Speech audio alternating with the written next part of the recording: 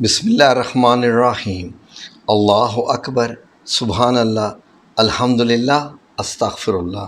الصلاۃ والسلام علیک یا رسول اللہ صلی اللہ علیہ وآلہ وسلم۔ ناظرین، ہر مسلمان، ہر مومن کی یہ خواہش ہوتی ہے کہ وہ جس کے متعلق بچپن سے سنتا آیا ہے، بچپن سے پڑھتا آیا ہے، بچپن سے جانتا آیا ہے، جن کی ایک ایک بات قیامت تک دہرائی جائے گی، جن کا نام قیامت کے دوران، قیامت کے بعد تمام مراحل میں، جنت میں بھی جن کا نام ہر وقت ہمیشہ اونچا رہے گا، وہ ہستی پاک نبی کریم صلی اللہ علیہ وآلہ وسلم۔ ہر مرد، عورت، مسلمان، مومن، خواہ وہ دنیا کے کسی بھی ملک میں رہتا ہو، وہ جب سنتا ہے، جانتا ہے، پڑھتا ہے تو خواہش ظاہر ہوتی ہے کہ کاش ان سے ملاقات ہو جائے، کاش وہ ان کی زیارت کر سکے۔ ناظرین، یہ کاش لفظ ناممکن نہیں ہے، یہ بالکل ناممکن نہیں ہے، اس لیے کہ بہت سارے ایسے ناظرین جو اس وقت بھی میری یہ ویڈیو دیکھ رہے ہیں، ان کے لیے یہ لفظ کاش نہیں رہا۔ اللہ رب العزت نے ان کو نبی کریم صلی اللہ علیہ وآلہ وسلم کی زیارت کروا دی ہوگی یقیناً۔ ان کے لیے جو اس کو کاش سمجھتے ہیں یا دل میں خواہش رکھتے ہیں، ان کے لیے ناظرین آج ہم کچھ عمل بتانے جا رہے ہیں، ایک وظیفہ بتانے جا رہے ہیں، ایک دعا بتانے جا رہے ہیں، ایک درود بتانے جا رہے ہیں، ایک عقیدت کا ایسا جملہ بتانے جا رہے ہیں کہ جب آپ ادا کریں گے تو انشاءاللہ بإذن اللہ تعالی خود آپ صلی اللہ علیہ وآلہ وسلم نے فرمایا کہ 7 دن کے اندر اندر اس بندے کو میری زیارت ہو جائے گی۔ ناظرین، ویسے تو نبی کریم صلی اللہ علیہ وآلہ وسلم کی زیارت کے جو اصول ہیں، اصول نہیں، جو لیٹ سے کہ ریکوائرمنٹس ہوتی ہیں، جو پریپاریشنز ہوتی ہیں، کیونکہ نبی کریم صلی اللہ علیہ وآلہ وسلم جب کسی سے ملتے ہیں، اپنی زیارت کرواتے ہیں، تو اس بندے کے ساتھ کوئی خاص معاملات چل رہے ہوتے ہیں، کوئی نہ کوئی اس کی ایسی کوئی ادا۔ ناظرین، نبی کریم صلی اللہ علیہ وآلہ وسلم کی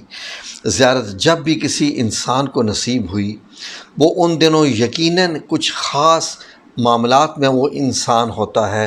کوئی نہ کوئی ایسا وہ عمل کر رہا ہوتا ہے، کچھ نہ کچھ وہ ایسا پڑھ رہا ہوتا ہے، یا کچھ نہ کچھ وہ ایسی محبت کا اظہار کبھی درود و سلام سے کر رہا ہوتا ہے، کبھی غریبوں مسکینوں سے دعائیں لے کے کر رہا ہوتا ہے، کبھی مدینہ منورہ کی محبت میں، کبھی مسجد نبوی کی زیارت میں، کسی نہ کسی طریقے سے وہ کچھ ایسا کام کر رہا ہوتا ہے کہ جس دوران بھی اس کو نبی کریم صلی اللہ علیہ وآلہ وسلم کی زیارت نصیب ہوئی۔ ناظرین، مجھے بھی اللہ رب العزت نے الحمدللہ رب العالمین، میں مرتے دم تک یہ شرف نہیں بھول سکتا کہ میرے رب کریم کا مجھ پہ یہ احسان ہوا جب مجھے نبی کریم صلی اللہ علیہ وآلہ وسلم کی صرف زیارت ہی نہیں، بالمصافہ یعنی جو گلے لگ کے ملاقات ہوتی ہے، ایسی ہوئی نبی کریم صلی اللہ علیہ وسلم سے۔ وہ زندگی کے لمحات تھی تو وہ خواب، لیکن وہ خواب یقین کیجئے کہ میری زندگی کے سچ سے بھی زیادہ قریب۔ وہ ایسے لمحات کہ شاید میں مر جاؤں تو بھی میری روح ان کو لمحات کو وہ یاد رکھے گی، وہ ایسے خاص لمحات تھے۔ ناظرین، اس کی تو میں بعد میں بات کروں گا، لیکن وہ زیارت مجھے نصیب کیسے ہوئی۔ ناظرین، میں ہر سال 3 مہینے کی چھٹی پردیس سے یعنی جدہ سے میں آیا کرتا تھا گرمیوں کی چھٹیوں میں، کیونکہ ہماری کمپنی کا کاروبار بھی اسکولوں کے ساتھ تھا، یونیورسٹیز کے ساتھ تھا، تو جب 3 مہینے کی چھٹیاں جون، جولائی، اگست میں ہوتی تھیں تو میں وہ 3 مہینے پاکستان میں گزارتا تھا۔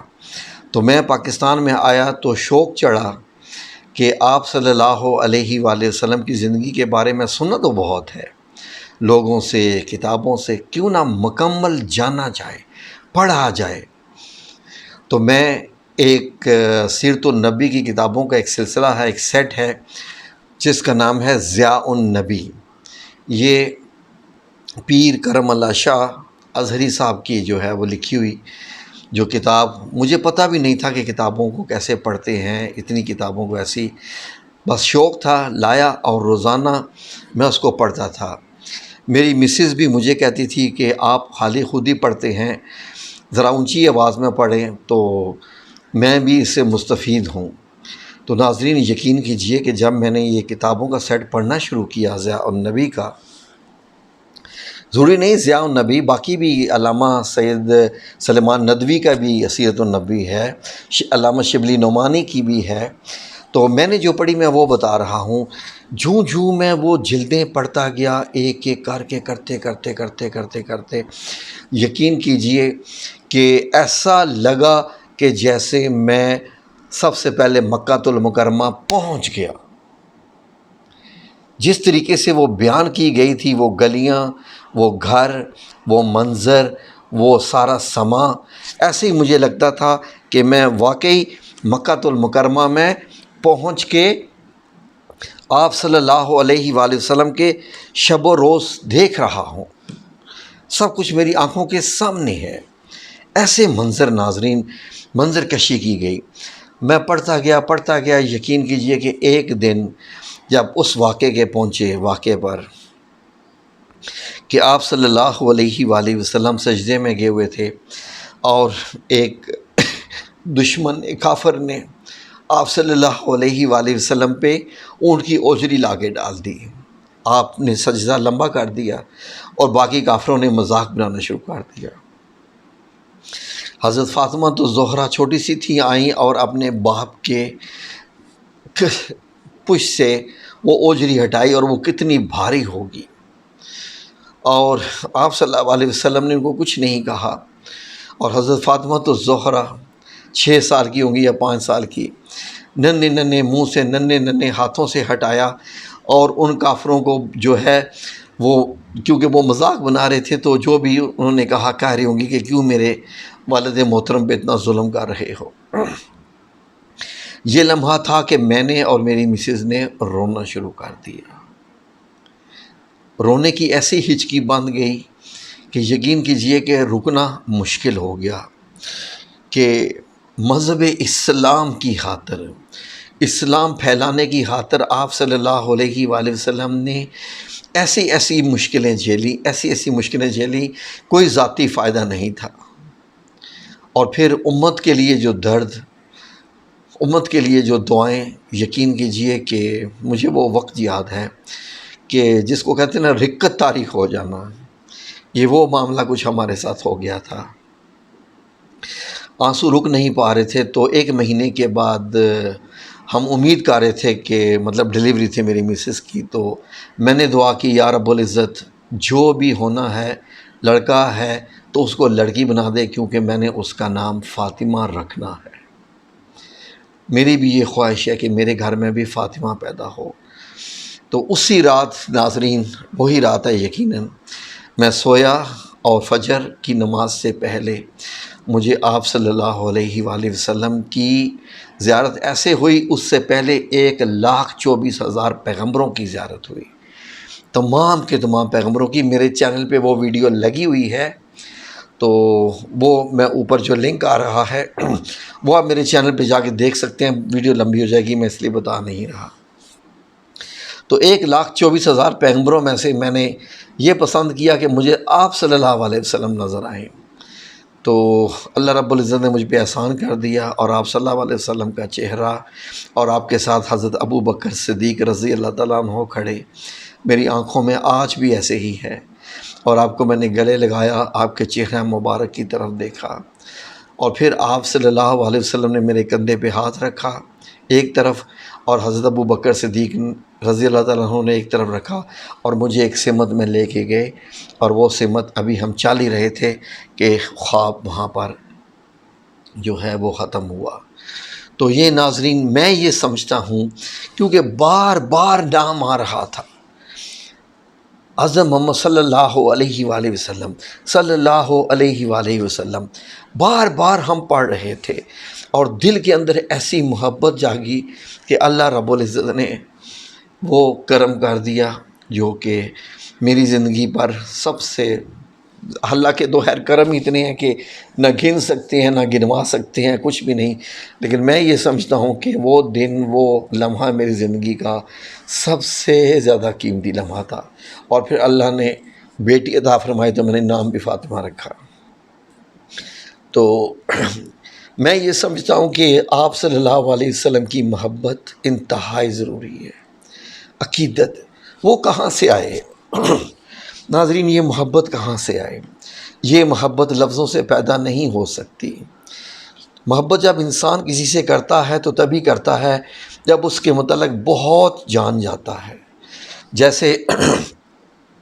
میاں بیوی میں محبت اس وقت پیدا ہوتی ہے جب اکٹھا رہنا شروع ہوتے ہیں۔ ماں باپ جو ہوتے ہیں اگر بچوں سے بھی دور رہیں تو بچوں میں وہ محبت نہیں پیدا ہوتی۔ جب ماں باپ بچوں کے ساتھ رہتے ہیں تو وہ جو محبت اور عقیدت ہوتی ہے وہ کچھ اور ہی ہوتے ہیں۔ تو ناظرین جب آپ نبی کریم صلی اللہ علیہ وسلم کے پاس پہنچ جائیں گے، کیسے؟ جب جتنا پڑھتے جائیں گے، پڑھتے جائیں گے، پڑھتے جائیں گے، کسی کی زبانی نہیں، میری زبانی نہیں، کسی بھی عالم کی زبانی نہیں، خود کتاب لے کے پڑھیے۔ ہم لوگ کتابوں سے بہت دور ہو گئے ہیں، کتابوں سے ایسے دور ہو گئے کہ کتاب کا نام سنتے ہی ہمارے ذہن میں ایک سستی چھا جاتی ہے، یار کون کتاب پڑھے، کتاب کا کون سا زمانہ رہ گیا، اب تو سب کچھ فنگر ٹپ پہ ہوتا ہے، موبائل پہ، تو کتاب کون پڑھے؟ ناظرین جو کتاب پڑھتا ہے انسان، یہ اس سے پوچھئے کہ اس کو لطف کس چیز میں آتا ہے، سننے میں یا کسی کی زبانی سننے میں یا کسی کے ذریعے کچھ ٹی وی دیکھنے میں، موبائل دیکھنے میں، یوٹیوب دیکھنے میں، یا خود کتاب پڑھنے میں۔ تو ناظرین ایسا ہوا تو باقی میں آپ کو بتا رہا ہوں کہ وظیفہ کیا ہے ناظرین۔ وظیفہ سے پہلے اپنے دل کو پاک کیجئے، تمام اپنے ان رشتہ داروں دوستوں کو معاف کیجئے جنہوں نے کبھی آپ کے ساتھ کچھ برا کیا ہو اور آپ نے دل میں بغض رکھا ہو، کیونکہ جب مجھے یہ سعادت نصیب ہوئی تھی تو میں نے بھی بہت سارے لوگوں کو معاف کیا ہوا تھا جنہوں نے میرے ساتھ بہت برا کیا ہوا تھا۔ تو ناظرین جنہوں نے بھی زیارت جن کو بھی نصیب ہوئی ان سے بھی پوچھ لیجئے کہ کیسے ہوئی۔ دل صاف ہونا بہت ضروری ہے۔ جس انسان کا دل صاف ہے، کسی کے متعلق کوئی حسد، بغض، کینہ یا دشمنی، عداوت یا کسی قسم کا ایسا معاملہ نہیں رکھتا، وہ یقیناً پاک اور صاف دل والا انسان ہوتا ہے۔ تو کرنا کیا ہے، ویڈیو کو میں مختصر کرتا ہوں ناظرین، پہلے کافی لمبی ہوگی اور آپ لوگوں کے پاس ٹائم تو بہت کم ہوتا ہے نا کچھ بھی سننے کے لیے۔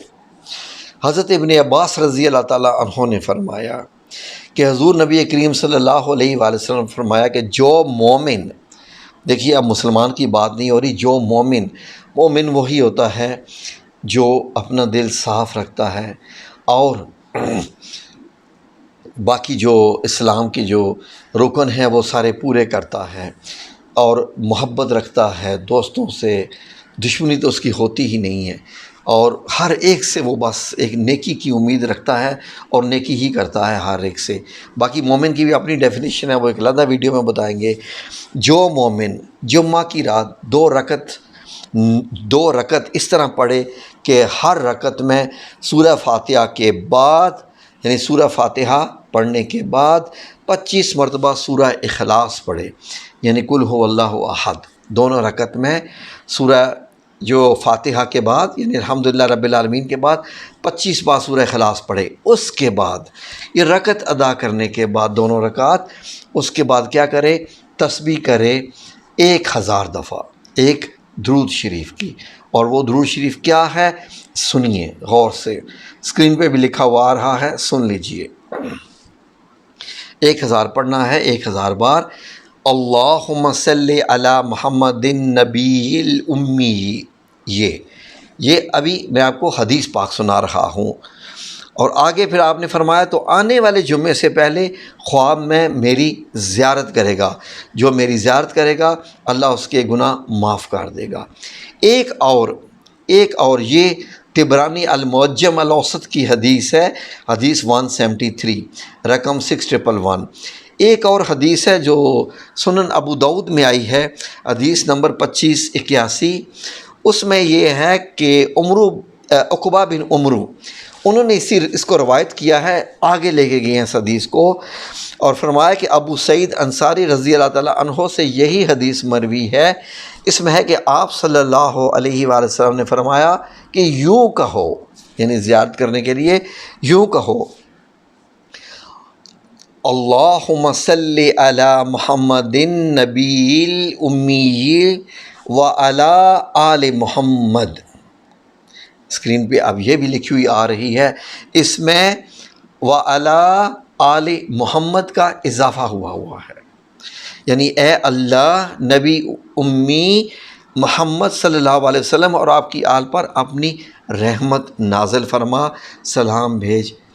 تو یہ آپ نے پڑھنی ہے۔ آپ دوسری والی پڑھ لیجئے جو عقبہ بن عمرو سے جو روایت ہے، آپ وہ پڑھ لیجئے، یہ عربی کی حدیث بھی لکھی ہوئی آ رہی ہے۔ تو انشاءاللہ باذن اللہ تعالیٰ آپ یہ پورا ہفتہ کیجئے، اور آپ صلی اللہ علیہ وسلم فرما رہے ہیں کہ اگلے جمعے سے پہلے آپ کو میری زیارت ہو جائے گی۔ یہ نبی کریم فرما رہے ہیں، میری کیا اوقات، میں تو ان کا بتایا ہوا آپ کو بتا رہا ہوں۔ اور جب آپ کو نبی کریم صلی اللہ علیہ وسلم کی زیارت ہوگی تو سمجھ لیجئے کہ آپ کے معاملات انشاءاللہ باذن اللہ تعالیٰ کچھ اور ہی ہو جائیں گے۔ پھر آپ اوپر سے جیسے بھی نظر آئیں، جس طرح بھی نظر آئیں، جو بھی لباس پہنیں، لیکن دل آپ کا صرف اللہم صلی علی محمد کرتا رہے گا انشاءاللہ۔ ٹھیک ہے جی، جزاکم اللہ خیر۔ اللہ آپ سب لوگوں کو نبی کریم صلی اللہ علیہ وآلہ وسلم کی زیارت نصیب فرمائے، آمین یا رب العالمین برحمتک یا ارحم الراحمین۔